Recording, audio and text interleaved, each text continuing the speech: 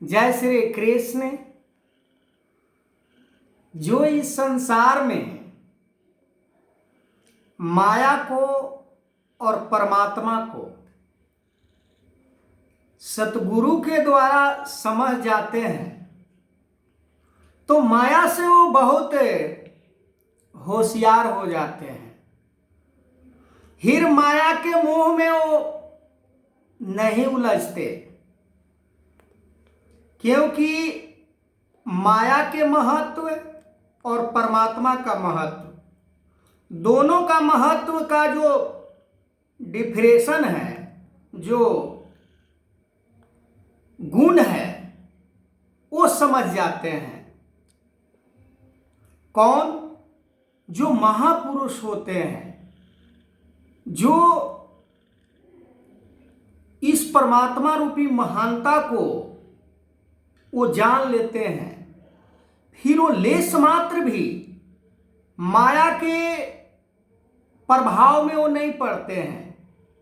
एक टाइम भोजन नहीं करेंगे चल जाएगा, उसके लिए उनके जीवन में बेचैनी नहीं होता है। पर इस संसार की माया के लिए वो कोई गलत कदम नहीं उठाता है, किसी को अपने जानबूझ के पीड़ा नहीं देना चाहता है। जो महापुरुष होते हैं वो जानबूझकर किसी को गलत रास्ते का सुझाव नहीं देते हैं। जो महापुरुष होते हैं वो किसी दूसरे को पीड़ा को वो अपना पीड़ा समझते हैं।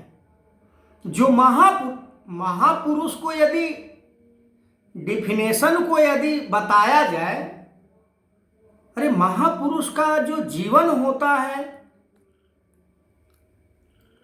वो बड़ा इसको क्या कहा जाए, जो महापुरुष होते हैं ना, उनका जो गुण होता है, जैसे वो जीवन जीते हैं,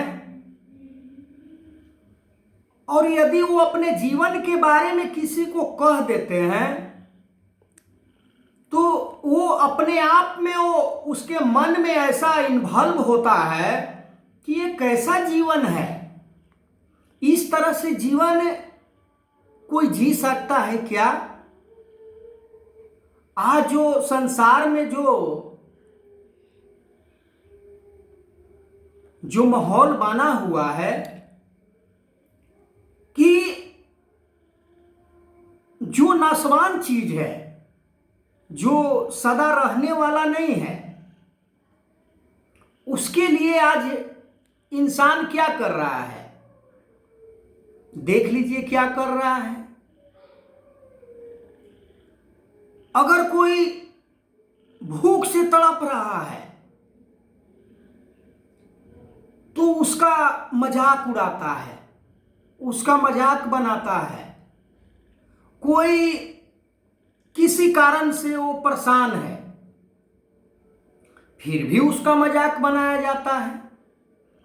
कोई वो चाह रहा है कि परमात्मा को मैं प्राप्त कर लूंगा। संसार के जो भी हमारे ऊपर यातनाएं आएंगे,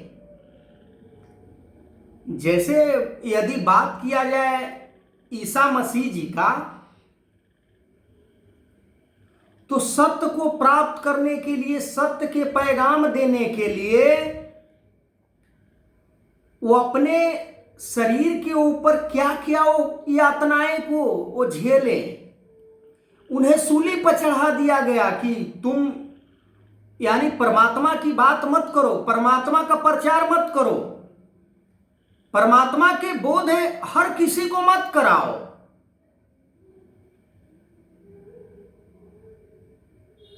क्यों भाई? परमात्मा का बोध क्या गलत चीज है?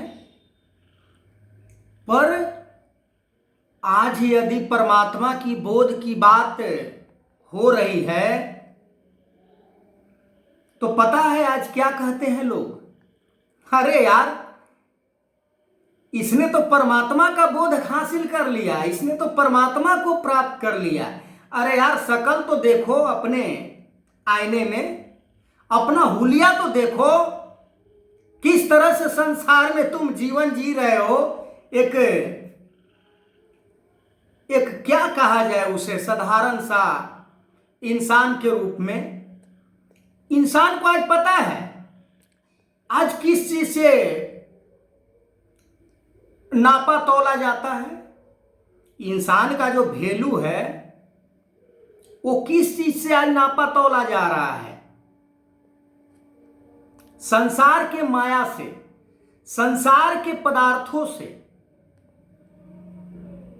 पर संसार तो परमात्मा से छोटा ही है। संसार को परमात्मा ने ही बनाया ना। जो इस संसार में परमात्मा को प्राप्त कर लेता है, उसके पास लाख कितना भी कठिनाई, मुसीबत, परेशानी, आपदा, विपदा, हानि, लाभ, यश, अपजस, मान, अपमान, अमीरी, गरीबी, वो बहुत बड़ा एक विशाल समुद्र के जैसा हो जाता है। महापुरुष,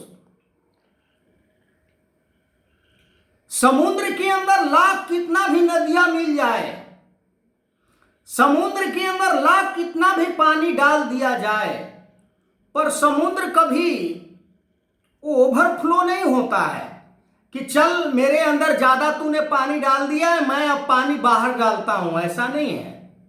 तो महापुरुष भी जो होते हैं वो संसार के कठिनाई, परेशानी, हानि, लाभ, यश, अपयश, मान, अपमान, किसी भी अवस्था में, किसी भी स्थिति परिस्थिति में वो परमात्मा को वो नहीं भूलता, क्योंकि परमात्मा ही अजड़ अमर अविनाशी है, जो मरता नहीं है, जन्म नहीं लेता है। बाकी संसार के कोई भी वस्तु को हम कहें, हीरे से भी कीमती कोई वस्तु यदि हो, उसका भी वायु निर्धारित किया गया है, उसका भी उम्र निर्धारित किया गया है। वो भी नस्वान है, वो टूट जाएगा, मिट जाएगा, फट जाएगा, खत्म हो जाएगा। पर परमात्मा कभी खत्म नहीं होता है, परमात्मा कभी मरता नहीं है, न जन्म लेता है। और ऐसे परमात्मा को, अजन्मा को भला कौन नहीं जानना चाहेगा, कौन नहीं प्राप्त करना चाहेगा। ऐसे मान लेते हैं कि बहुत कीमती कोई वस्तु किसी को देना चाहे तो क्या वो नहीं लेगा? अगर नहीं लेगा तो उसका नासमझी है, उसका अज्ञानता है, उसका मूर्खता है, उसका नादानगी है, नासमझी है, बेकूफी है। इस संसार में परमात्मा से बेस्ट कोई चीज नहीं हो सकता है। हम जिसके ऊपर संसार में आस लगाए बैठे होते हैं, क्या वो हमारे साथ, हमारा साथ देगा? क्या हमारे साथ जाएगा? क्या हमें वो मोक्ष दिलाएगा? क्या हमें आवागमन से छुटकारा दिला सकता है? क्या हमारा 84 लाख रुपए बंधन को वो काट सकता है? यदि ये सारे चीज कर सकता है संसार के माया, तो फिर संसार को हम मान सकते हैं। गीता के 5वें अध्याय के अंदर भगवान ने स्पष्ट रूप से कह दिया कि माया यदि मन के अंदर लेश मात्र भी अगर कह रहा है कि ये प्राप्त कर लो, तो वो परमात्मा को प्राप्त नहीं कर सकता है। हम सोच सकते हैं कि हमारे जीवन में कितना माया रूपी अवगुण, काम, क्रोध, लोभ, मोह, अहंकार, घृणा, द्वेष, अपना पराया। एक महापुरुष अपने विचार में फरमा रहे थे, अपने अगर पुत्र को नाक से अगर गंदा कोई नेटा रूपी वस्तु निकल रहा है तो हम उसे आसानी से उसे साफ कर देते हैं, पर किसी दूसरे को, खैर इस संसार में कोई दूसरा है नहीं, पर दूसरे को वही यदि बारी आ जाए साफ करने का तो पीछे हो जाता है, उसके मन के अंदर घिन्ना आ जाता है। पर परमात्मा रस गंध से भी परे है, रस में भी मैं गंध हूं। जहां पर अगर बदबू आ रहा है वहां भी परमात्मा को आप देखकर खुशबू प्राप्त कर सकते हैं परमात्मा का। रस में मैं गंध हूं। कई प्रकार से वृक्षों में मैं पीपल का वृक्ष हूं। पीपल के पेड़ के नीचे हम जाते हैं और विश्राम करते हैं। बर का पेड़ के नीचे जाते हैं क्योंकि बहुत विशाल होता है, यानी सूचक, यानी हमें वो इंडिकेट करता है पीपल का वृक्ष या बर का वृक्ष कि जितना विशाल मैं हूं, यानी वो विशालता को वो दर्शाता है पीपल या बरगद कि मेरे जैसे विशाल परमात्मा, यानी वो भी सोचता होगा कि परमात्मा तो हमसे भी विशाल है।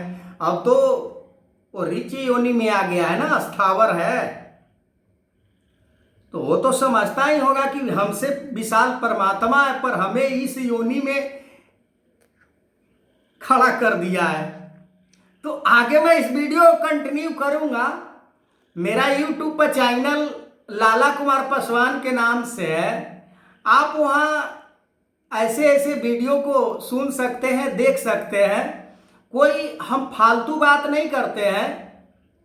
जो बात गीता में लिखी गई है इंसान के लिए, आप कभी भी, आप कहीं भी रह के अगर देख रहे हैं, सुन रहे हैं, तो आप गीता से मिला सकते हैं कि इंसान का जीवन परमात्मा ने कैसा जीने के लिए इस संसार में भेजा है।